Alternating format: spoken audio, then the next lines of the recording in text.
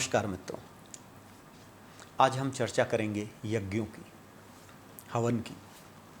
हवन या यज्ञ कितने तरह के होते हैं, किस तरह के होते हैं, भगवद गीता इस बारे में क्या कहती है। एक हवन तो हम सभी जानते हैं, यज्ञ जानते हैं, जिसमें हम आहुतियाँ रखते हैं, हवन सामग्री होती है, हम अग्नि प्रज्वलित करते हैं और उस अग्नि में हवन सामग्री को मंत्रपूर्वक डालते हैं, उसको देवताओं को अर्पित करते हैं।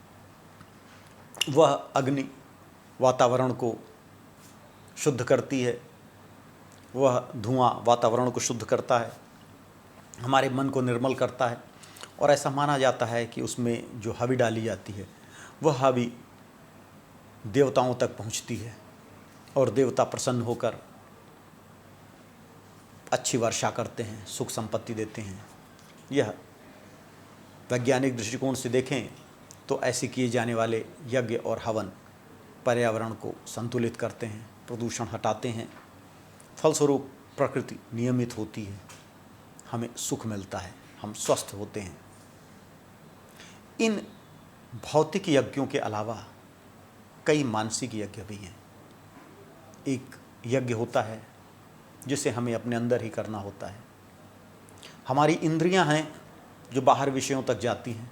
हम आँख से सारे संसार को देखते हैं, कान से सारी आवाज़ें सुनते हैं, नाक से सारी गंध महसूस करते हैं, त्वचा से सूंघते हैं, जीभ से स्वाद लेते हैं। इन 5 तरीक़ों से ही हम सारे संसार को जानते हैं। जो भी हमारा संसार है इन 5 ज्ञानेंद्रियों की ही देन है। अगर इनमें से जो ज्ञानेंद्रिय हमारे पास नहीं हो, संसार का वो तत्व हमसे रूठ जाएगा। उस तत्व का हमें ज्ञान ही नहीं होगा कि वो तत्व है या नहीं। अगर 2 ज्ञानेंद्रियाँ न हो तो 2 तत्व टूट जाएंगे, उनका ज्ञान नहीं हो पाएगा। तो इन 5 तत्वों को हम अपनी इंद्रियों से जानते हैं। लेकिन केवल इंद्रियां ही हमें इन संसार का ज्ञान देने के लिए सक्षम नहीं है, जब तक मन उनसे न जुड़ा हो। अगर आप किसी चीज़ को देख रहे हो, ख्याल कहीं और हो, तो सामने से कोई निकल जाएगा, आप देख भी नहीं पाओगे। जब कोई इंद्री मन से जुड़ी होती है तभी वो ज्ञान दे पाती है। और मन बुद्धि से जुड़ा होता है और बुद्धि आत्मा से जुड़ी होती है। तो एक हवन भगवद गीता में बतलाया कि इंद्रियों का हवन मन में करो, मन का हवन बुद्धि में करो और बुद्धि का हवन आत्मा में करो। अर्थात बुद्धि आत्मा से संचालित हो, मन बुद्धि से संचालित हो और इंद्रियां मन से संचालित हो। होता उल्टा है। होता यह है कि हमारा मन इंद्रियों से संचालित होता है। हम किसी सुंदर वस्तु को देखते हैं, सौंदर्य को देखते हैं और हमारा मन उसके लिए ललक उठता है। हमें लगता है कि सुंदर वस्तु हमें मिल जाए, सुंदर चीज़ मिल जाए, सुंदर दृश्य हम देखें।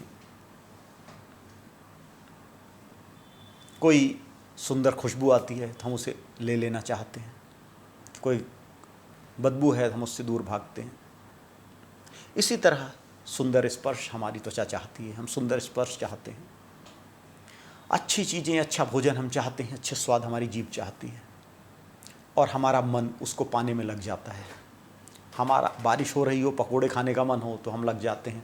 हमारी बुद्धि आदेश देती है कि वहाँ से बेसन ले आओ, वहाँ से तेल मिल जाएगा और बढ़िया पकोड़े खाते हैं। जीवन जीने का हमारा यही तरीका है।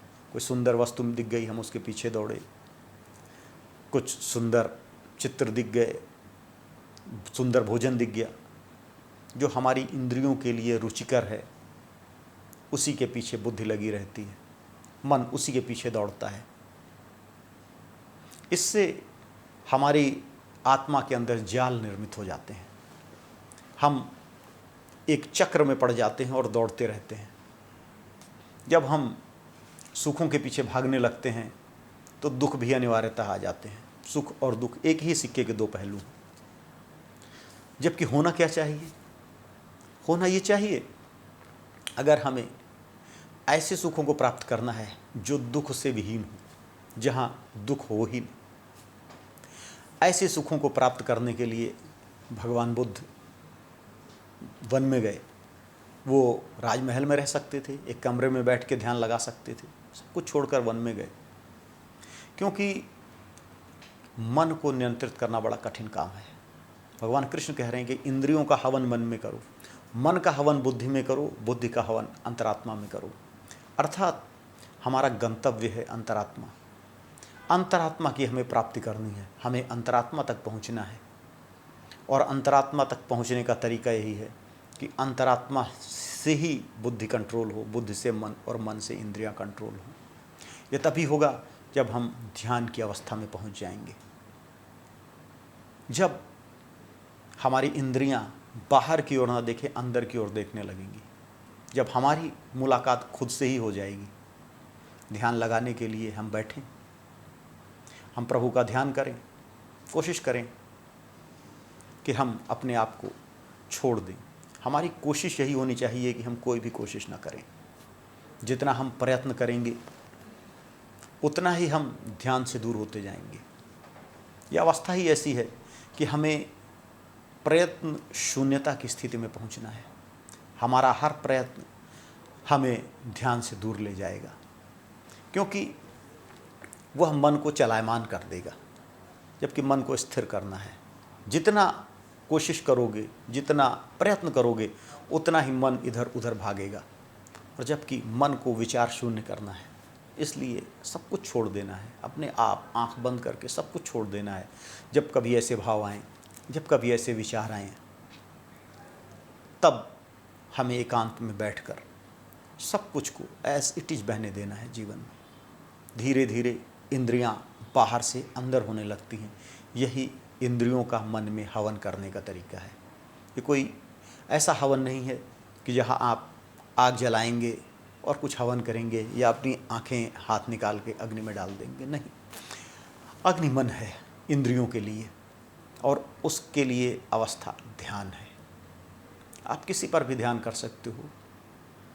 शास्त्रों में सबसे ज़्यादा बल दिया गया है अपने श्वास प्रश्वास पर ध्यान देना। केवल प्रयत्न पूर्वक श्वास लीजिए। हम सभी श्वास लेते हैं, लेकिन यह प्रयत्न पूर्वक नहीं होता, सचेतन मस्तिष्क से नहीं होता। अवचेतन मस्तिष्क से सांस अपने आप चलती रहती है। अगर हम 1 घंटे बैठकर प्रयत्न पूर्वक श्वास लें, अपने श्वास और प्रश्वास पर ध्यान दें, उसको कंट्रोल करें, तो धीरे धीरे वो श्वास हमें बाकी सारे संसार से अलग कर देती है। हमारी सारे विचार, सारे प्रयत्न उस श्वास पर आ जाते हैं, और वहाँ से जब कभी प्रभु की कृपा हो जाएगी तो सारे विचार जब आपके श्वास पर लगे हैं, तो उस श्वास से आपके विचार जब कटेंगे तो कुछ समय के लिए, कुछ सेकंड्स के लिए या कुछ मिनट के लिए आपको एक विचार शून्यता की स्थिति आएगी। एक अलग स्थिति मिल जाएगी आपको, जिस समय ना तो आप जग रहे होंगे, ना सो रहे होंगे, ना सपना देख रहे होंगे। एक चौथी अवस्था आत्मा की आपको मिल जाएगी। थोड़े समय के लिए झलक मिलेगी। ये समझिए वही हवन है आपकी इंद्रियों का मन में। उस समय आप कहाँ बैठे हो आपको कोई होश नहीं है। न आँखें कुछ देखेंगी, न कान कुछ सुनेंगे, न जीवा कुछ स्वाद लेगी, न कुछ चमड़ी को पता है, न मन को पता है। एक शांत शून्य की अवस्था आएगी।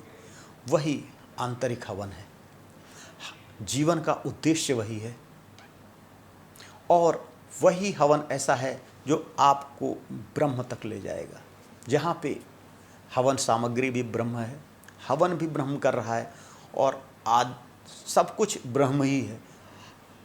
अनंत शून्य सत्ता को आप प्राप्त हो जाओगे। यही हवन का उद्देश्य है, यही यज्ञ का उद्देश्य है। 4-5 श्लोकों में भगवान कृष्ण ने भगवद गीता में यही कहा है। कहते हैं, ब्रह्मार्पणम ब्रह्म हविर्ब्रह्माग्नो ब्रह्मणा होतम ब्रह्मैव तेन गंतव्यम ब्रह्म कर्म समाधिना। श्रोत्रादीनीन्द्रियाण्यन्ये संयमाग्निषु जुह्वति शब्दादीन विषयान्यन्ये इंद्रियाग्निषु जुह्वति सर्वेन्द्रिय कर्माणि प्राण कर्माणि चापरे आत्मसंयम योगाग्नो जुह्वति ज्ञानी दीपिते। इस तरह कह रहे हैं भगवान कृष्ण कि जो संयम रूपी अग्नि है, उस संयम रूपी अग्नि के द्वारा ही हम अपनी अंतरात्मा की शक्ति को जागृत कर सकते हैं। जो अंतरात्मा की शक्ति है वह जागृत होती है इंद्रियों के मन में हवन से, मन के बुद्धि और बुद्धि के अंतरात्मा में हवन से। भगवद गीता में भी वायु को, श्वास और प्रश्वास को यज्ञ के लिए, इस आंतरिक यज्ञ के लिए उत्तम कहा गया है। भगवान कृष्ण कहते हैं कि अपाने जुह्वति प्राणम प्राणे अपानम तथा परे प्राणापान गतिरुद्ध्वा प्राणायाम परायणाः अपरे नियताहाराः प्राणान प्राणेषु जुह्वति। अब 3 वायु प्रथम है, प्रमुख है। एक है प्राण वायु, जो हम नाक से सांस लेते हैं और जो हृदय तक जाती है, इसे प्राण वायु कहा गया है। इसके द्वारा हृदय से ऊपर के जो सारे कार्य हैं वो नियमित होते हैं। दूसरे, हृदय से लेके नाभि पर्यंत समान वायु है, नाभि से नीचे अपान वायु है। अब योगी लोग अपने श्वास को इस तरह चलाते हैं कि प्राण वायु और अपान वायु मिल जाती है। जब प्राण वायु लेते हैं तो इस तरह भावना करते हैं, एक ऐसी अनुभूति होती है कि वह प्राण वायु हृदय तक ही नहीं रुकी, बल्कि धीरे धीरे वह पांव तक, तलवों तक पहुंच गई है। वह महसूस आपको होगा जब आप निरंतर लंबे समय तक प्राणायाम करेंगे। इसी तरह जब आप वायु बाहर निकालेंगे तो जो वायु बाहर से निकलने वाली होगी वो आपके सीने तक, आ तक और मूर्धा तक, ऊपर तक आपको महसूस होगी। जब प्राण वायु और अपान वायु का मिलन हो जाता है तो योग की अवस्था आती है। इसको सरल शब्दों में हम कहें, जैसा पहले बताया है, कि इन सारी चीज़ों को छोड़कर अगर हम योग करना चाहते हैं तो हम अपनी आंखें बंद करें, शांत होकर बैठें। कोई भी समय हो जब हमारा मन उत्तम, बढ़िया हो, शांत हो रहा हो, फील हो रहा हो, अच्छी जगह अच्छी फीलिंग आ रही हो, हम रिलैक्स होकर बैठें और अपने श्वासों पर ही ध्यान दें। केवल श्वास पर ध्यान रखें, श्वास पर ध्यान रखें। मन भागेगा, इधर भागेगा, उधर भागेगा। ऐसी चीज़ें जो कभी आपने सोची भी नहीं होंगी, जो कभी आपको ख्याल नहीं आता होगा, ऐसे ख्याल भी आएंगे। लेकिन धीरे धीरे धीरे 1 दिन, 2 दिन, 4 दिन करने के बाद वो ख्याल, वो विचार तिरोहित होने लगेंगे और आप अपने श्वास के सूत्र को पकड़ने में समर्थ हो जाओगे। जब आप श्वास के सूत्र को पकड़ लोगे तो धीरे धीरे कभी वो अवसर आएगा जब आप विचार से शून्य होने लगोगे। धीरे धीरे ये प्रैक्टिस आप करो और यह प्रैक्टिस आपकी एक क्षण से भी, अगर एक क्षण के लिए भी आप विचार शून्य हो गए तो धीरे धीरे यह क्षण मिनटों में बदलेगा और मिनट घंटों में बदलते जाएंगे। जो वास्तविक हवन है, जो भगवद गीता का उपदेश है, जो सनातन परंपरा का उपदेश है, ये सारे अलग अलग रास्ते हैं जो एक ही गंतव्य की ओर ले जाने वाले हैं, और वह गंतव्य है कि परम तत्व परमात्मा से आपका मिलन। हरि ओम तत्सत।